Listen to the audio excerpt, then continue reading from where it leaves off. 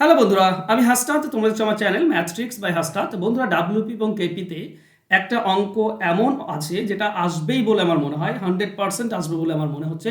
তো এই অঙ্কটি খুব ইম্পর্টেন্ট এই দুটি পরীক্ষার ক্ষেত্রে। তো অবশ্যই তোমরা এই অঙ্কটির শর্টকাট ট্রিক্স বা এই অঙ্কের সমাধান কিভাবে করতে হয় একটু মন দিয়ে বুঝবে, বোঝার চেষ্টা করবে। তবে হ্যাঁ, অঙ্কে যাওয়ার আগে বলি, উৎপাদক রিলেটেড অঙ্ক তো তাই চারটি জিনিস উৎপাদক রিলেটেড হতে পারে। আপাতত তিনটি। একটা হতে পারে যে কোনো সংখ্যা দিয়েছে, তার উৎপাদকের সংখ্যা কতগুলি সেটা বের করতে বলতে পারে, তো এই অঙ্ক আসতে পারে। কিংবা উৎপাদক থেকে বলতে পারে যে কোন একটি সংখ্যার সকল উৎপাদকের যোগফল কত, এই রিলেটেড প্রশ্ন আসতে পারে। কিংবা প্রশ্ন হতে পারে মৌলিক উৎপাদকের সংখ্যা কত। এই তিন ধরন। আর আজকে যে অঙ্কটা আমরা করবো এই চার ধরন। এই চারটি যদি তুমি জানো তাহলে একটি অঙ্ক অবশ্যই তুমি কমন পেয়ে যাবে।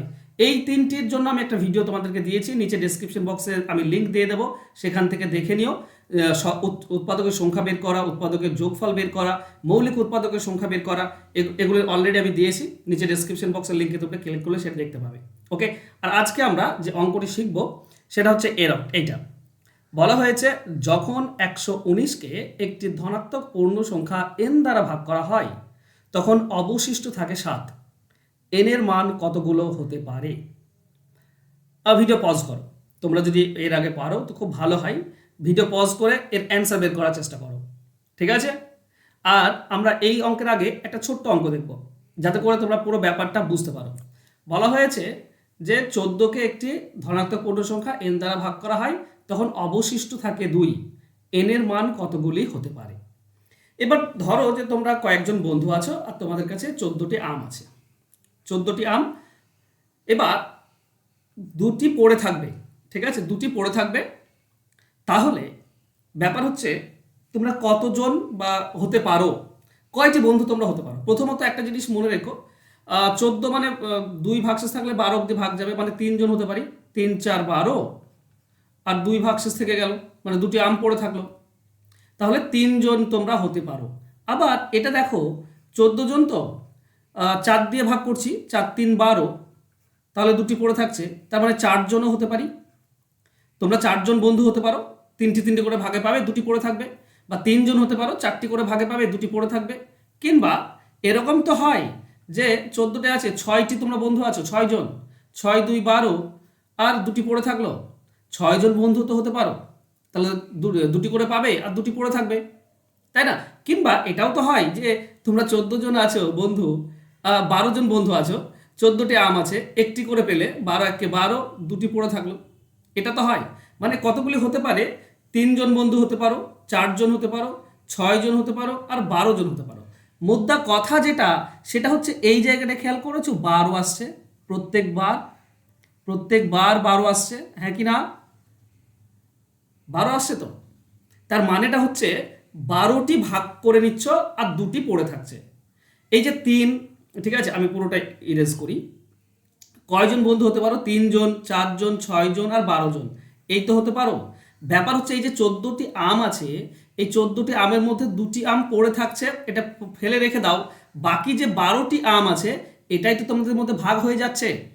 দুটি আম তো পড়ে থাকবে সব ক্ষেত্রেই, তাহলে 12টি ভাগ হয়ে যাচ্ছে। এবার 12টি কি কি হতে পারে ভাগ? তো 12টি ভাগ করলে তোমরা 3জন হতে পারো, 4জন হতে পারো, 6জন হতে পারো, আবার 12জন হতে পারো। আচ্ছা, 12টি আম 2জনের মধ্যেও ভাগ করা যায়, একজনের মধ্যেও ভাগ করা যায়।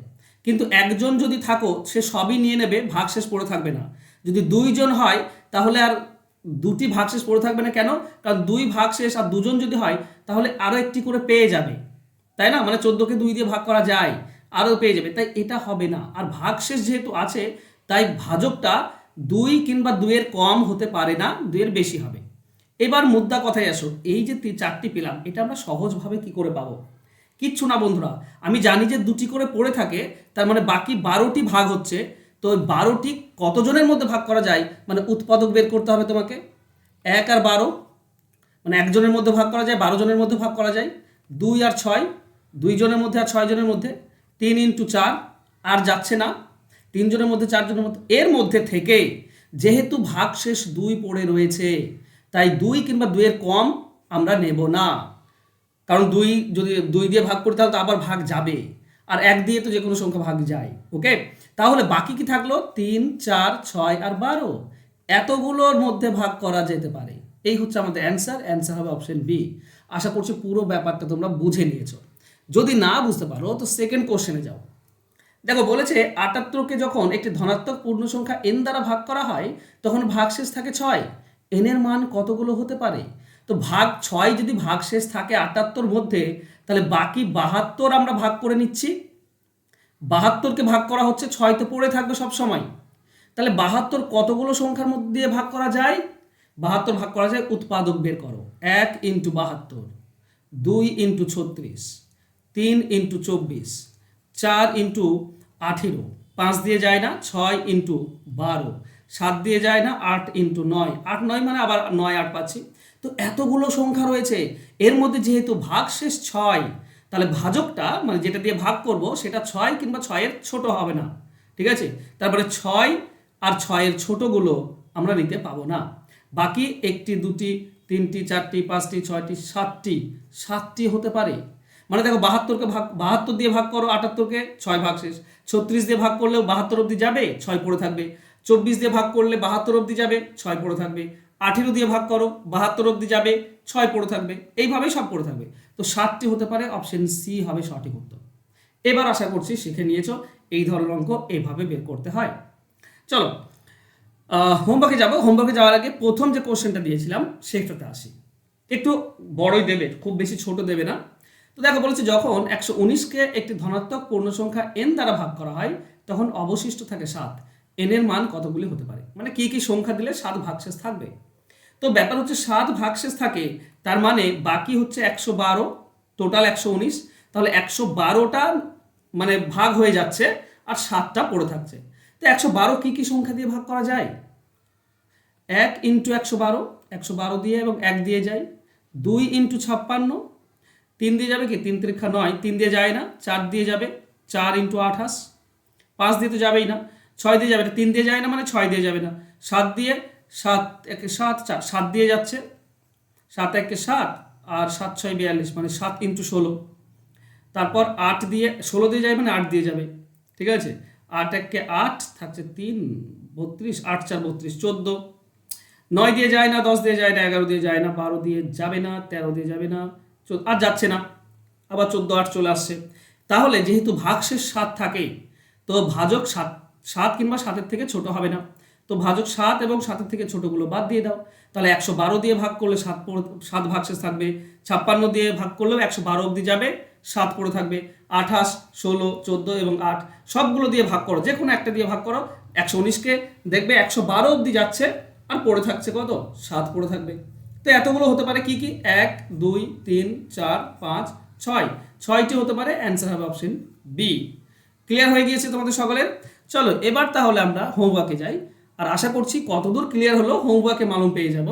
তো হোমওয়ার্ক দিলাম ১৪৩কে একটি ধনাত্মক পূর্ণ সংখ্যা এন দ্বারা ভাগ করা হয় তখন অবশিষ্ট থাকে ৩। তাহলে এন এর মান কতগুলো হতে পারে? তাহলে ৩ ভাগশেষ থাকে একদিকে, আর তাহলে ১৪৩-এর মধ্যে তাহলে আরেক দিকে থাকবে ১৪০। ১৪০ অবধি ভাগ করা যাবে আর 3টা পড়ে থাকবে।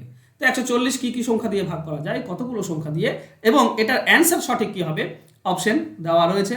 কমেন্ট বক্সে লিখো হোমওয়ার্ক, তারপর তোমাদের অ্যান্সার। আর তোমরা যারা অঙ্ক শিখতে চাইছো আমার কাছে, অঙ্ক শিখতে পারো বন্ধুরা।